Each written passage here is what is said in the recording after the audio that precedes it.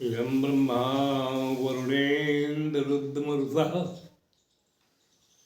स्तुन्वन्ति दिव्यैः स्तवैः वेदैः साङ्गपदक्रमोपनिषदैः गायन्ति यं सामगाः। ध्यानावस्थितु तद्गतेन मनसा पश्यन्ति यं योगिनो यस्यान्तं न विदुःसुरासुरगणाः। देवाय तस्मै नमः।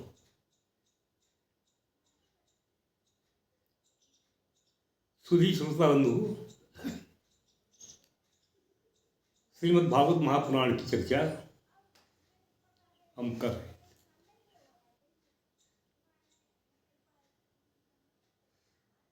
श्रीमद् भागवत पुराण का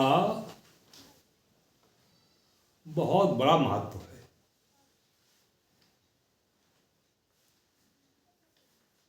ये जो भागवत शब्द है, भागवत शब्द में 4 वर्ण हैं, भा, गा, वा और ता।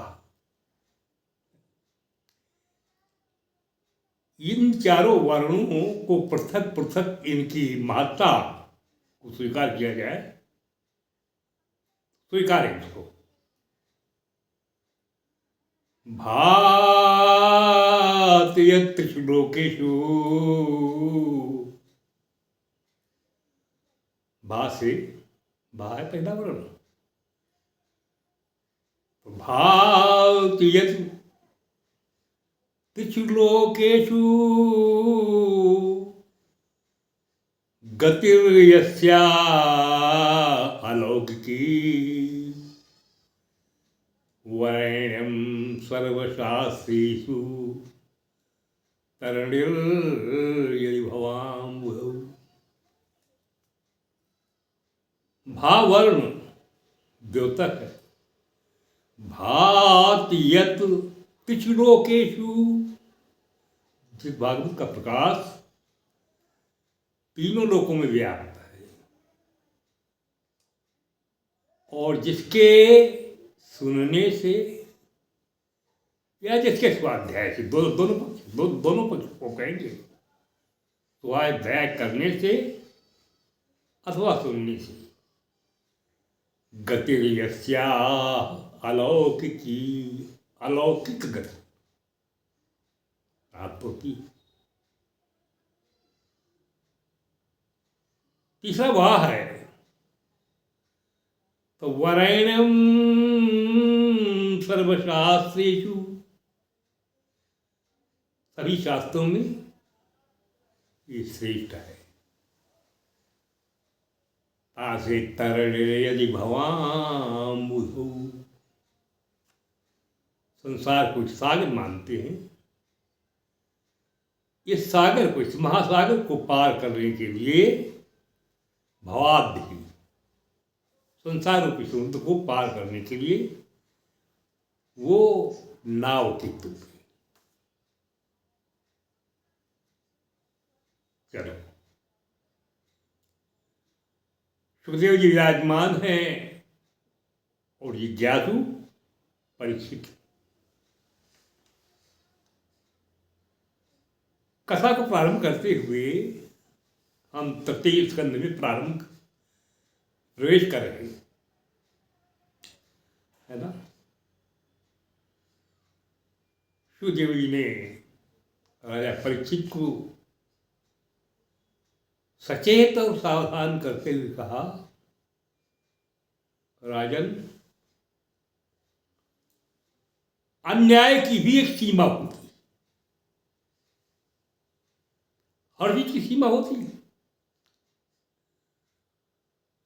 और यदि अन्याय है तो अन्याय की भी एक सीमा है, और सीमा का यदि अतिक्रमण होता है वो तो बहुत निंदनीय और अवांछनीय है।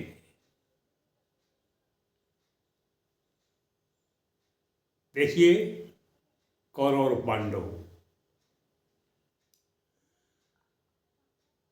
कौरवों में अंधे राजा धृतराष्ट्र इतने मोहग्रस्त हैं, अपने छोटे भाई पांडु के बच्चों का, उन 5 पांडवों का उनके हृदय को ये स्थान नहीं दिया। तो यदा तु राजा स्वसुतान असाधून, धृतराष्ट्र के दिव्य पुत्र हैं 100 हैं और वो 5 हैं। स्वयं के 100 हैं और छोटे भाई के 5। लेकिन व्यास जी ने एक ईश्वर हमने प्रारंभ किया नहीं कि एक शब्द मिल गया। 100 संख्या, देखो संख्या बल कोई महत्वपूर्ण नहीं। 100 होते हुए व्यास जी ने डंके की चोट पर असाधून कहा है। असाधून। यदा तु राजा ससुतान असाधून पुष्णन अधर्मेण विनाश दृष्टि, जिनकी दृष्टि विनष्ट है। धृतराष्ट्र की। और हम तो ये कहेंगे कि धृतराष्ट्र की ये ऊपर वाली आंखें तो फूटी ही नहीं है, और ज्ञान की भी वो भी आंखें फूटी थी। व्यास ने कहा है पुत्र है असाधु, और ये पुत्रों के प्रति अधर्म, असाधु पुत्रों को अधर्म के द्वारा। तो यदा तु राजा स्वसुतान असाधून अपुष्णन अधर्मे विनाश दृष्टि, जिनकी ज्ञान की दृष्टि और ये भौतिक दृष्टि दोनों से रहित है, अधर्म के द्वारा अपने दोनों सब पुत्र पालन कर रहे हैं। और भ्रातुर्ज्येष्ठा ससुतान विबंधून, यविष्ठ भ्रातु छोटे भाई, भ्रातुर्यविष्ठा ससुतान, और छोटे भाई पांडु थे, है ना। 5 बेटों को, जिनके लिए व्यास ने विबंधून, विबंधून जानते, विबंधून, ये माता को, सौतेली माँ को ये विमाता कहा जाता है। तो चचेरे पुत्रों को यहाँ पर है व्यास जी के विबंधून, जो सौतेले भाई, चचेरे भाई। कितना कितना अभ्यास किया, पहले अभ्यास किया जा रहे हैं परीक्षित। जैसे मेरा उनके युधिष्ठिर भीम अर्जुन नकुल सहदेव जो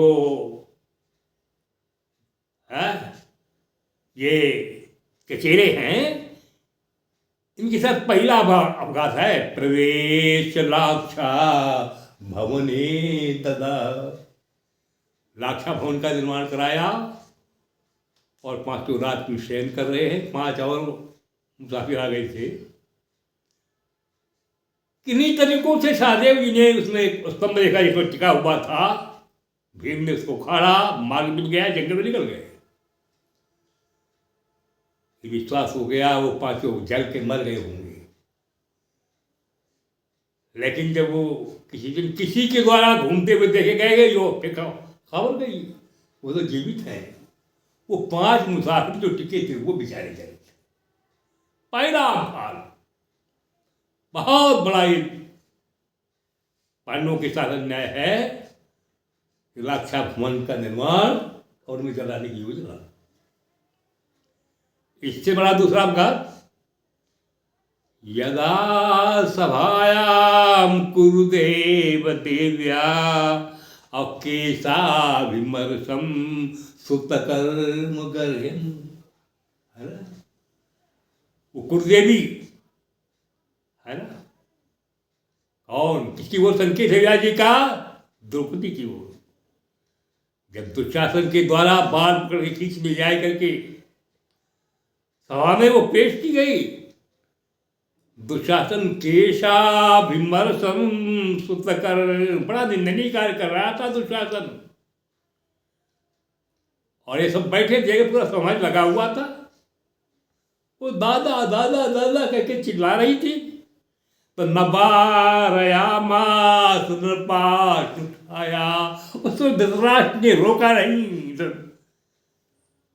दुशासन ये अन्याय है, नबारयामास, दुशासन को रोका नहीं। और बेचारी द्रौपदी स्वास्त्रयी हरंत्या कुछ कुंकुमानी, नेत्रों से आंसू का प्रवाह हृदय में लगे हुए कुमकुम को नहला रहा था। ये दूसरा अवघात है।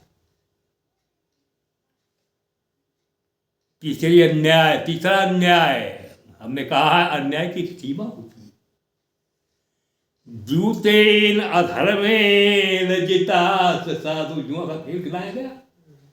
एक और युधिष्ठिर, एक और दुर्योधन में डाला गया। एक संबंधी रिश्तेदार था, वो है वो जुए के सब दांव पे सब जानता था। इसका नाम तक्षा पुन्नी है ना। वो अधर्म का जुआ जिसमें कि महाराज युधिष्ठिर को सब कुछ हारना पड़ा। अब हार गए हैं, सत्य का सहारा लिया। व्यास ने कहा सत्यावलंबा सद्मनागतस्यु, सत्य का आलम्बन लेकर के बेचारे जंगल में चले गए।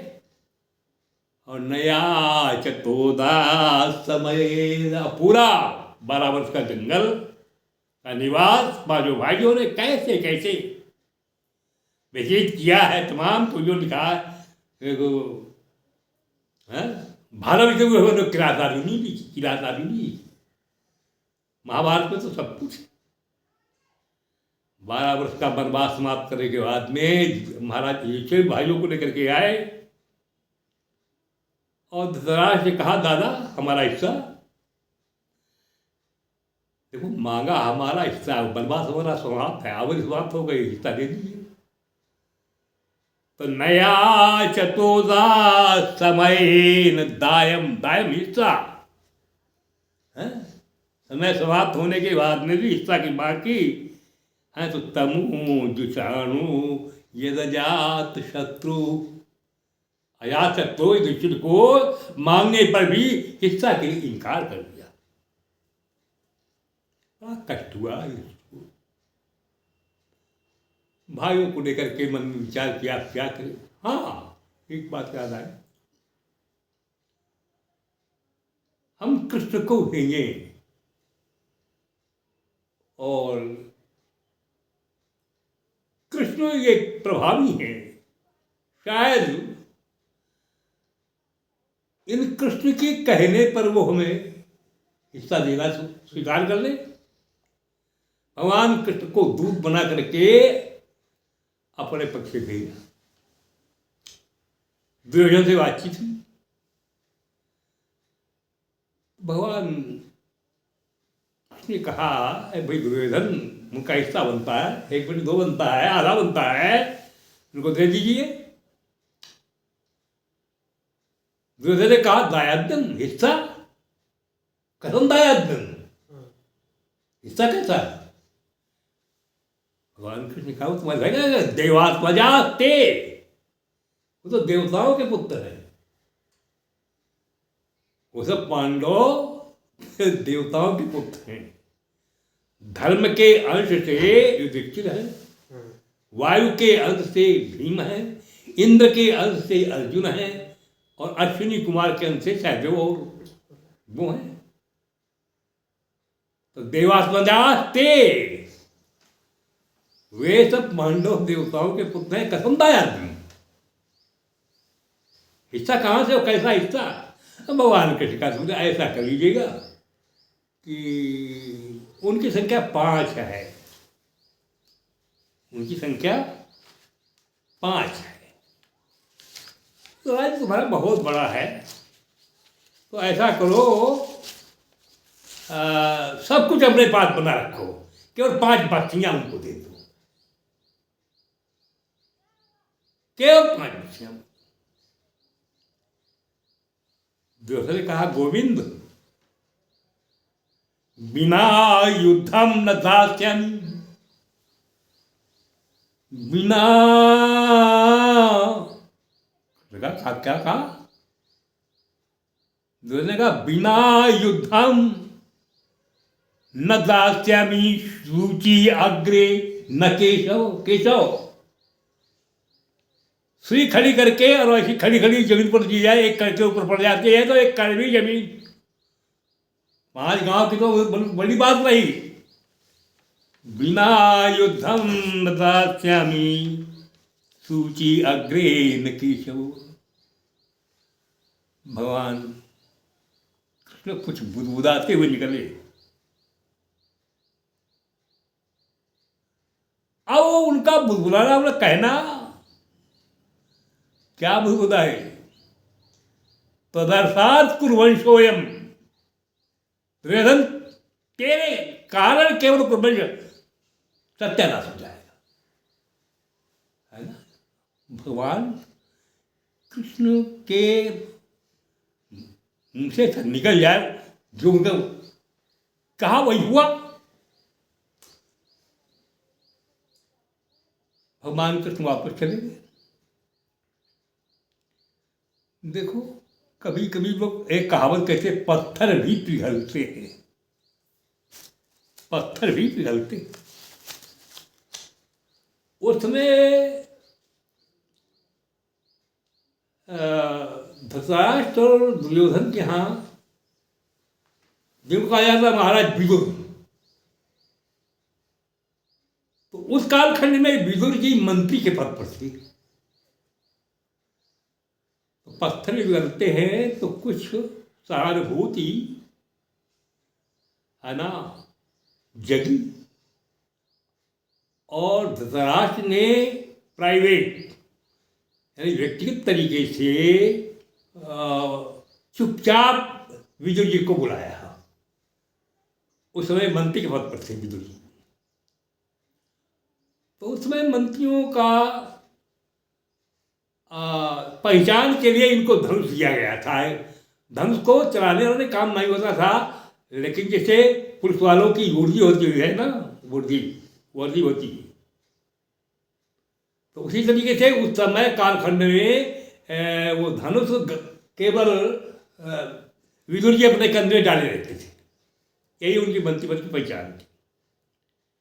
विदुर को लाया एक आध कमरे के अंदर, दोनों भाइयों की बात सुनी पड़े रही।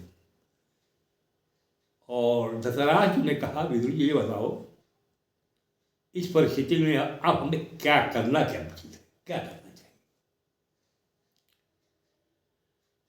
2 भाइयों की प्राइवेट बात है, चुपचाप बात है, बंद कमरे में बात हो रही है। लेकिन दुर्योधन वही कमरे के पास किवाड़ पास खड़ा खड़ा सुनता कि पिताजी और चाचा जी बात क्या कर रहे हैं, है ना। धृतराष्ट्र ने बुलाया इसलिए कि मंत्री हो, हमें उचित मंत्रणा दोगे। यदा पहूतो भवनम प्रविष्टा, अरे जब बुलाए गए तो विदुर जी गए घर में, महल में प्रवेश हुए। और किस लिए बुलाए गए थे कि मंत्राय पृष्ठा किल पूर्व ये नो।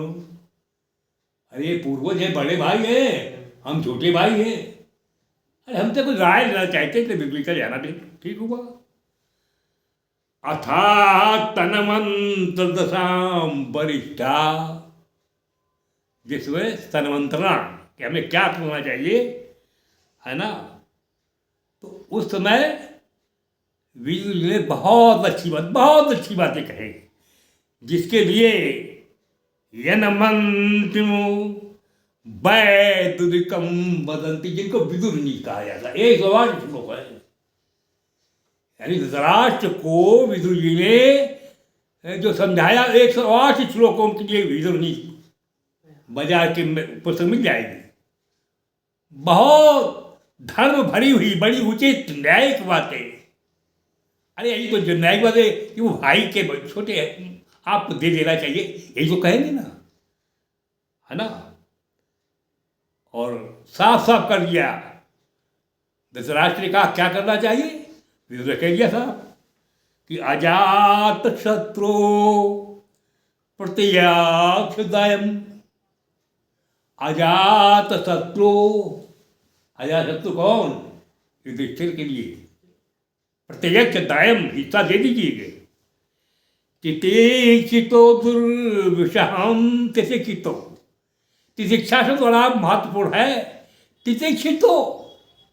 युधिष्ठिर का स्वरूप क्या है, तितिक्षितो।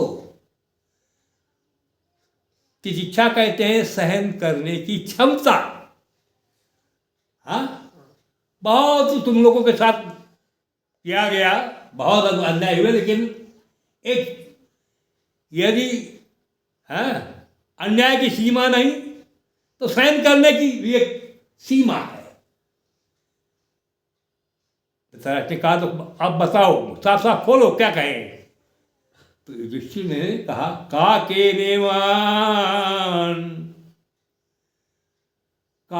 नेवान चित्रबरान शार्दूलान शतकेन च पीणी पांडवा नेताल मामज्जी शोक सागरे। भैया अब अधिक शोक के समुद्र मत डूबे, है ना।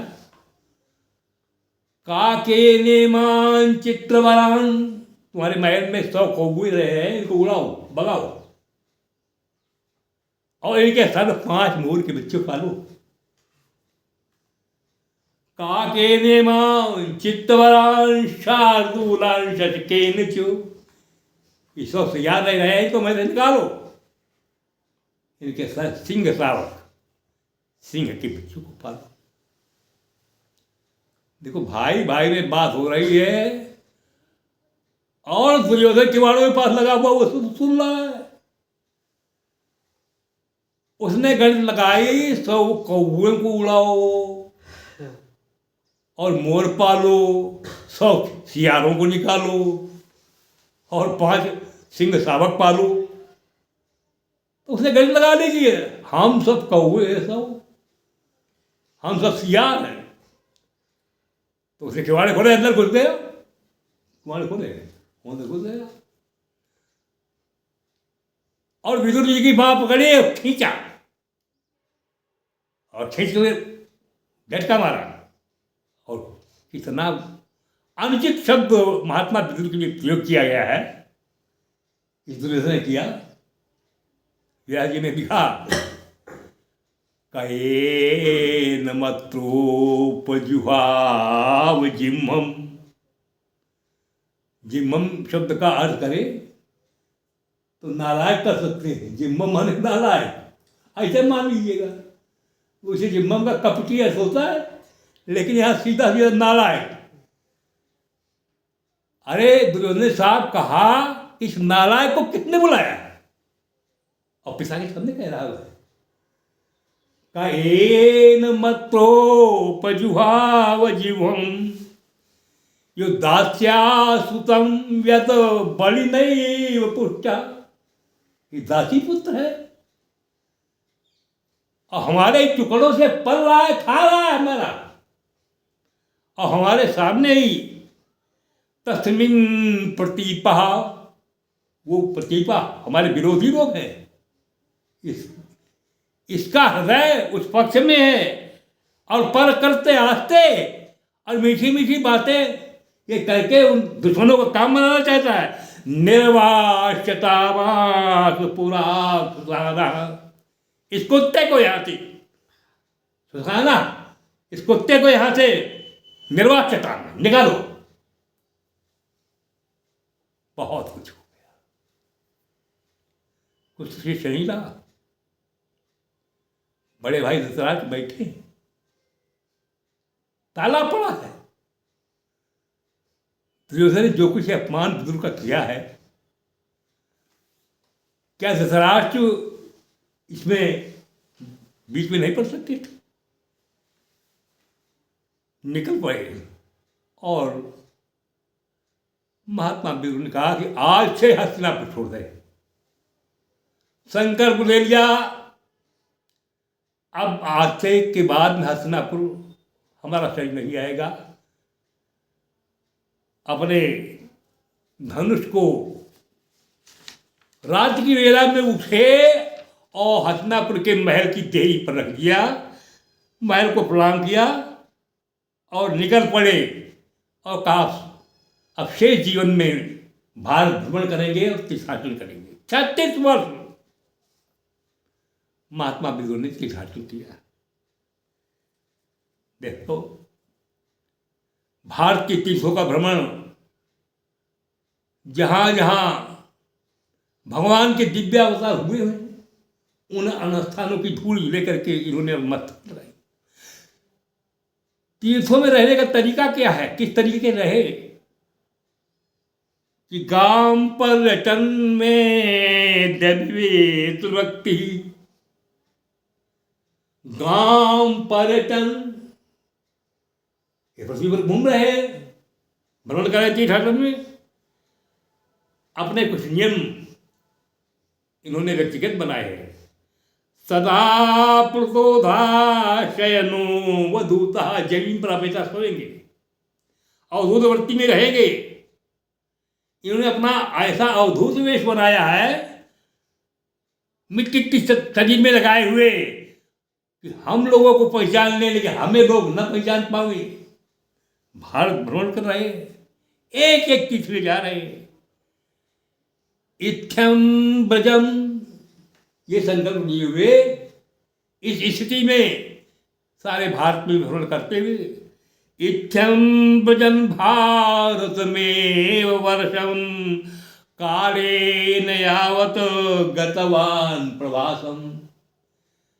विदुर, महात्मा विदुर तीर्थाटन में घूमते हुए प्रभास पहुंच रहे हैं। जानते प्रभास कहाँ? जहाँ ये सरस्वती नदी, जिसको ताप्ती नदी बोलते हैं, जो खंभात की खाड़ी में समुद्र में मिली है, उसमें कुछ सोमनाथ का भी क्षेत्र जुड़ता है। जहाँ ये सरस्वती नदी खंभात की खाड़ी में समुद्र में मिलती है, वो सारा आसपास का एक प्रभास बड़ा पवित्र तीर्थ है ना। जब प्रभास पहुंचे यात्रा करते करते तो वहाँ सुनने को मिला इनको कि हमारे निकल आने के बाद में वहाँ महाभारत का युद्ध हो गया, आमने सामने का युद्ध हुआ। 18 दिन वो युद्ध चला, उसे सबके सब अन्यायी मारे गए और 5 पांडवा बचे। और बचने के साथ साथ और ये भी सुना कि इस समय इंद्रप्रस्थ के सिंहासन पर युधिष्ठिर बैठे हुए हैं। युधिष्ठिर का एक छत्र राज्य हो गया। एक प्रवास में जा करके महात्मा विदुर ने सुना है ना। सब अपने मारे गए, बड़ा दुख हुआ। न्याय हो अन्याय हो, आखिर दुख तो को होना चाहिए। सब बंधु मारे गए। दुख से आंसू बहाते हुए महात्मा विदुर तथा अतिव्राज सुराष्ट्र वृद्धम, सौराष्ट्र जिसको आज गुजरात माना गया, जिसके लिए ब्याज एकदम बड़ा समृद्धशाली है गुजरात। तथा अतिव्राज सुराष्ट्र वृद्धम सौवीर मास्यान कुर्जांगलाशु।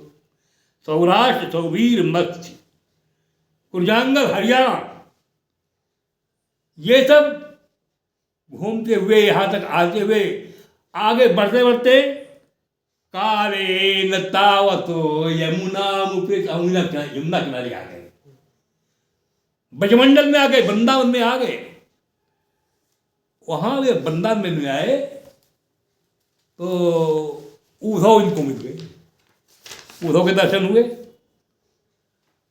उद्धव भगवान कृष्ण के परम मित्र हैं, जिनके की विदुर परम भक्त है।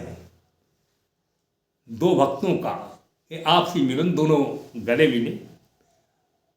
वहां पर महात्मा विदुर ने उद्धव से पूछा, भैया उद्धव, भगवान कृष्ण अपने बड़े भाई बलराम के सहित कहो वसुदेव जी के घर में आनंद पूर्वक से उन्हें कोई कष्ट तो नहीं है। कुरुणा महती ही अरिपाहा, कुरुवंशियों में श्रेष्ठ जो धनुर्धर हैं उनके पुत्र प्रद्युम्न, जिनको कि रुक्मिणी जो पूर्व समय के पूर्व जन्म के कामदेव थे, है ना, ब्राह्मणों के आशीर्वाद से जो गोद में आए थे उनके रुक्मिणी वो भगवान कृष्ण की वो कालिंदी के जी के लड़के सांब है। ये सब भगवान कृष्ण का परिवार और इनके माता पिता ये सब कुशलतापूर्ण। अरे उधर का क्या कह रहे हैं, कृष्ण दुमन निम्लोचे, आंसू बहाते हुए उन्होंने कहा जिनका महात्मा विदुर जी आप नाम ले रहे हैं वो कृष्ण रूपी सूर्य का अस्त हो गया है, उनका वंश समाप्त हो गया है, उनकी रानियों ने सत्ययुक्त धर्म करने वाला और द्वारिका भी समुद्र के अंदर डूब चुकी है ना। विदुर और दोनों मिल करके फूल फूल कर रोए हैं और विदुर के उनको ने कहा कि भैया उधर अब हम जैसे आप जैसे भक्त भगवान कृष्ण की अनुपस्थिति में अब किसकी तरह नहीं जाएगी। अहो बकीयम स्तन काल कूटम, कितने क्या कृष्ण दयाल थे, धन्य है पूतना जो उनकी हत्या करने के लिए जहरीला दुग्ध पान कर मार डालना चाहिए थी, उसको दात चुकाम, उसको मां का पद दिया। जब गोकुल वालों ने उसकी लाश को जलाया था चंदन की सुगंध निकली थी, आश्चर्य कर रहे थे ये शत्रु का व्यवहार करने के लिए आई थी और इसको धातु चुताम जो मां को पद मिलना चाहिए वो मिला। अब हम लोग किसकी छल में जाएंगे। उठो अंत के समय तक उनके तुम पास में रहे हो, उन्होंने कुछ तुम्हें ज्ञान दिया है, उस ज्ञान का थोड़ा अंश हमें दे दीजिए, हमारा भी जीवन का अंतिम समय है, कल्याण हो जाए। उन्होंने कहा ना महात्मा विदुर ज्ञान देने का हमें अधिकार नहीं है ना, तू हमसे ज्येष्ठ हो, महान हो, हर चीज में, आयु में, अनुभव में, भगवान कृष्ण की भक्ति में चलते समय आपका नाम लिया था, याद किया था और ये भी कहा था कि जब तुम बद्रिकाश्रम में जाओगे तो हमें तो चलते समय भी तो भगवान कृष्ण ने कहा था हम तो नहीं मिल सके लेकिन यात्रा करोगे तो तुम्हें बीच में मिल जाए। आप मिल गए, आपको ज्ञान देने के अधिकारी मैत्रेय जी हैं, हरिद्वार में उनका आश्रम है। उन्होंने जो ज्ञान कृष्ण ने हमें दिया वो पूरा ज्ञान मैत्रेय जी के पास है। आप उनके पास पहुँचे, कहा वीर जी ने तो वहाँ हरिद्वार की यात्रा और आप बद्रिकाश्रम दोनों साथ साथ भगवान कृष्ण का गुणानुवाद करके चले। हरिद्वार जब पहुँच गए तो वहाँ महात्मा विदुर ने बूढ़ों को आगे विदा कर दिया, स्वयं मैत्रेय जी के यहाँ पहुँच गए। मैत्रेय जी के पास पहुँच के देखा उनका आश्रम गंगा के तट पर, द्वारे दुनद्याम ऋषिभा कुरुणम, द्वारे दुनद्याम गंगा के किनारे हैं, दुनद्याम, द्वारे दुनद्याम ऋषिभा कुरुणाम, मैत्रेय माशीन मगाध बोधम, छत्तोपसत्याचित भाव शुद्धा, पाप्राक्ष चौशील गुणा। मैत्रेय जी की सुशीलता, मैत्रेय जी की विनम्रता, मैत्रेय जी का आदर भाव। आइए आइए आइए महात्मा विदुर, आप आ गए। महात्मा विदुर के चरणों को स्पर्श कर बैठ गए। विदुर कुछ पूछना चाहते हो क्या? बस यही बात, क्या कि सुखाय कर्माणि करोति लोको, सुखाय कर्माणि करोति लोको, लेकिन न तई सुखम वा न उपालवम वा, और विंदेत भूयात् ततएव दुःखम यदा तयुक्तम भगवन वदेन्न। एक बात पूछा जाए थे, भगवान सारे संसार को लो, दुनिया, सारी दुनिया जो भी लोग हैं वो सुख के लिए परेशान है, सुख चाहते हैं और सुख के लिए कर्म करते हैं। और जो सुख के साधन इकट्ठा करते हैं उनमें दुख पैदा हो जाता है ना। तो सुख के साधन इकट्ठा करता है और दुख मिल जाता है, इसका कारण क्या है?